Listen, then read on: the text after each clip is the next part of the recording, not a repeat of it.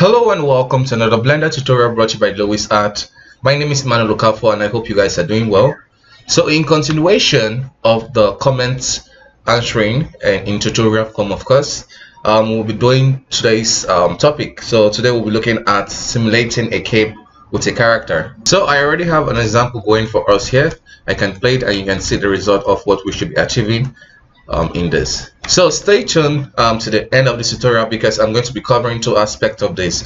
So we'll be doing the takeoff of the cape, and we'll also be doing one where he is already on the air, so just gliding through the air. So we'll also be simulating that. So let's jump right into the tutorial. So as you can see, we already have an animation which I got out of Mixer mode just to save time, and we already have the clothes parented to the body. So let's remove everything. So we'll clear the parent and remove all the cloth simulation and turn off the shape key, which I will explain the use of it later. Okay, so we have everything as default, nothing's happening, and I'll go ahead and turn on my screencast key so you guys can follow along. So let's say you're in the stage of this, you have your animation and you have your cape, and all what is left for you to do is to parent it and then simulate it. So basically what you want to do is select the cape object which you'll be simulating, shift select the character and tap into edit into pose mode, sorry. Then you want to select the bone that you feel that is going to really influence the motion of the cape.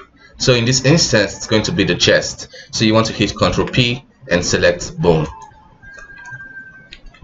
Okay, so now if we play the animation, you can see it's following along with the animation.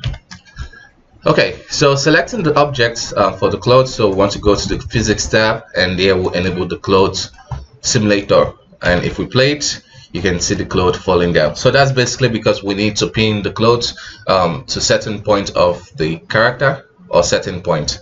So let's do that. The basic mindset you want to have for this kind of pinning stuff is just think about real clothes and in a more practical way. The section that you want to be pinned or has to be pinned to the character or the assets that actually plays a part in keeping the cape put. So that's the part you want to pin. So for the instance, I am aware that these vertices here are something I would like to pin to the character, and that's what I'm going to select, and then go to the vertex group and create a new vertex group and hit assign, and you can go ahead and double click it and give it a name, so we can just call this pin.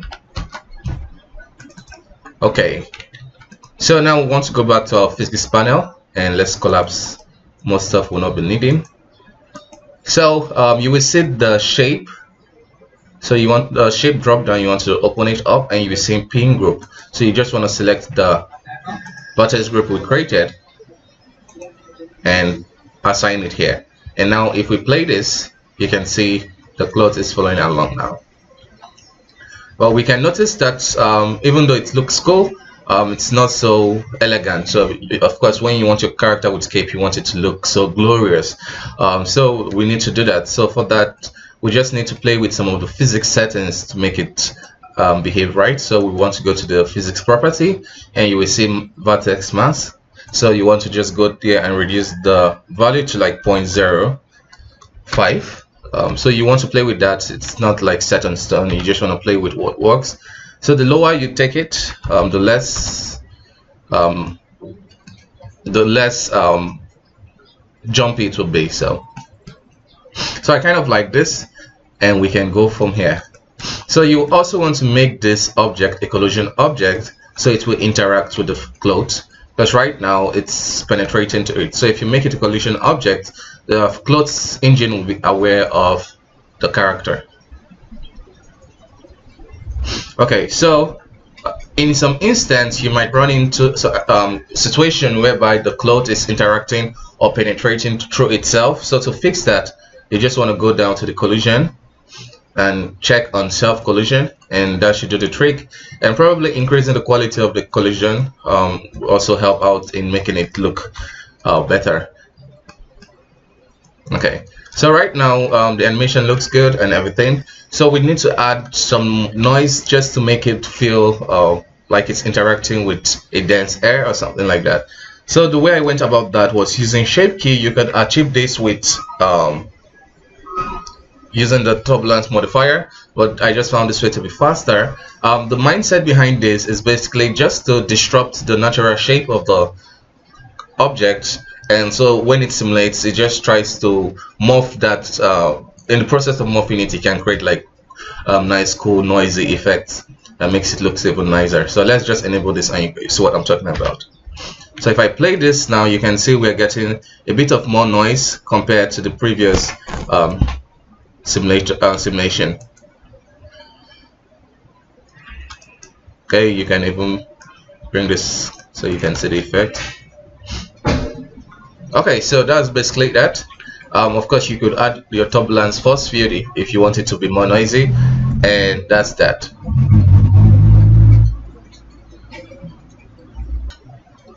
Okay, so for the next example, we'll be simulating it when he's gliding on the air. So that's what we'll be doing next. So let's set that up. So I will just delete stuff we already created so we can start from scratch. Okay, so I'll also remove the cloth and probably remove the shape keys. Okay, so we're just starting out with the cape already parented to this guy. So if we move him around, you can see it's parented.